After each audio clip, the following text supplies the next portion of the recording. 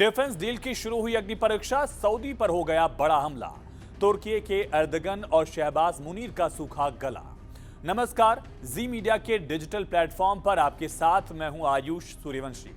तुर्की, Saudi और पड़ोसी पाकिस्तान, इन्होंने एक इस्लामिक नेटो बना लिया है, जिसके तहत किसी एक देश पर हमला तीनों देशों पर हमला माना जाएगा और किसी एक देश से युद्ध तीनों के लिए युद्ध माना जाएगा। भारत में चर्चा तेज थी, जिज्ञासा थी, सवाल था, कौतूहल था कि अगर भारत पाकिस्तान पर हमला करता है तो क्या तुर्की और सऊदी पाकिस्तान का साथ देंगे? इसका सीधा जवाब है आसान भाषा में नहीं, क्योंकि सऊदी पर हुती बम बरसा रहे हैं। ईरान जब मन होता है ड्रोन मार देता है, लेकिन ना तो तुर्की और ना ही पाकिस्तान की हैसियत भी है कि वो सीधे हुती या ईरान पर भी कोई हमला कर पाए।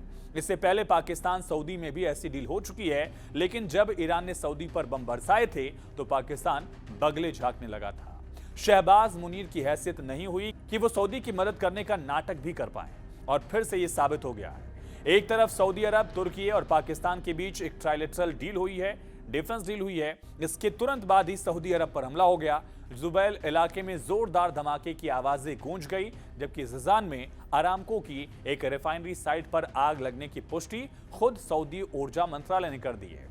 इन दोनों घटनाओं के बीच कोई सीधा कनेक्शन है या नहीं है, इसको लेकर सऊदी अभी बता नहीं रहा है, शायद बताए भी ना, लेकिन रिपोर्ट्स के मुताबिक जुबैल इलाके में एक तेज धमाका हुआ, शक्तिशाली धमाका सुना गया, और इसके साथ ही दावा भी सामने आया कि जुबैल इंडस्ट्रियल सिटी की गैस फैसिलिटी को भी टारगेट किया गया है। अब टारगेट कौन कर रहा है सबको पता है।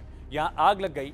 इजरायली रिपोर्ट के मुताबिक इस हमले के पीछे सीधे यमन के हूती विद्रोहियों का हाथ है, और हूती विद्रोही ईरान के इशारे पर उसकी मदद से ही काम करते हैं।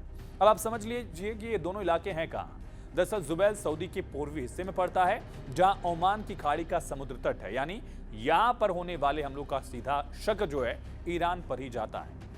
इस जजान का इलाका जो है वो पश्चिमी तट की तरफ रेड सी यानी लाल सागर से मिलता है। यहां कोई हमला होता है, किसी भी तरह का हमला होता है, तो शक जाता है यमन के हूती विद्रोहियों पर, क्योंकि उनके कंट्रोल में है। हालांकि धमाके की असली वजह क्या थी, इस पर अभी तक कोई आधिकारिक जानकारी नहीं आई है। संभावना भी कम है कि कोई आधिकारिक बयान आएगा। हालांकि नुकसान और हताहत होने को लेकर भी कोई ऑफिशियल या इंफॉर्मेशन शेयर नहीं किया गया। दूसरी तरफ सऊदी अरब के ऊर्जा मंत्रालय ने पुष्टि की है कि जजान में अरामको रिफाइनरी की एक फैसिलिटी में आग लग गई थी। मंत्रालय के मुताबिक ये आग रविवार तड़के लगी थी, जिसे अरामको की industrial security fire fighting team ने किसी तरह से कंट्रोल किया। मंत्रालय ने यह भी साफ कहा कि इस घटना में कोई घायल नहीं हुआ है। हालांकि आग लगने की वजह पर भी कुछ बताया नहीं गया। फिलहाल संबंधित एजेंसियां इस मामले को लेकर लगातार जांच पड़ताल कर रही हैं। जुबैल और जजान, ये दो बड़े धमाके, दो शक्तिशाली हमले। सबसे बड़ा सवाल यही है, क्या दोनों एक ही अटैक का पार्ट है या अलग अलग घटनाएं? अगर ईरान और हूती ने अलग हमला किया तो भी ये दोनों एक ही तरह से हैं। हालांकि कोई ऑफिशियल जानकारी नहीं दी जा रही, लेकिन साफ है सऊदी के लिए इससे पहले भी ईरान और हूती हमला कर चुके हैं। लोकल मीडिया में भी रिपोर्ट है कि सऊदी के ऊर्जा इंफ्रास्ट्रक्चर को टारगेट बनाया जा रहा है। इससे पहले भी ईरान की तरफ से किया जा चुका है और हूती भी हमला करते रहे हैं। मिडिल ईस्ट में तनाव बढ़ा हुआ है, और जुलाई के अंत में यमन के हूती विद्रोहियों ने बड़ा ऐलान किया था कि उन्होंने जजान और यानबू में अरामको से जुड़ी फैसिलिटी पर तब भी मिसाइल और ड्रोन हमले किए थे। यानी ये पहला हमला नहीं है, इससे पहले भी हूती हमला कर चुके हैं।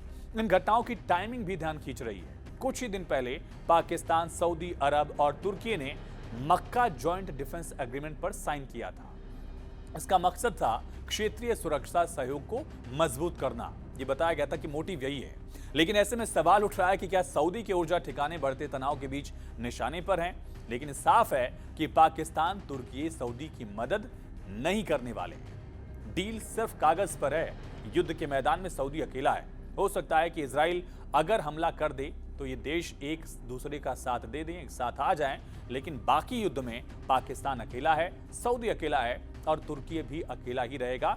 ये फिलहाल हूती जिस तरह से अटैक कर रहे हैं, इसने कुछ ही दिन में इस डिफेंस डील की पोल खोल कर रख दी है। और अगर भारत के साथ युद्ध होता है पाकिस्तान का, ऑपरेशन सिंदूर जैसे नौबत आती है, तो जाहिर है सऊदी इसमें पड़ने की कोशिश नहीं करेगा, क्योंकि उसको पता है कि इस युद्ध में सऊदी का सिर्फ और सिर्फ नुकसान ही है। दूसरी तरफ तुर्की, जिसने पाकिस्तान की खुले तौर पर मदद की ही थी, तो तुर्की का पाकिस्तान के साथ जाना भी भारत के लिए कोई बड़ी चुनौती जाहिर तौर पर नहीं है। फिलहाल इस वीडियो में इतना ही। बाकी तमाम खबरों के लिए आप जुड़े रहिए जी न्यूज के साथ।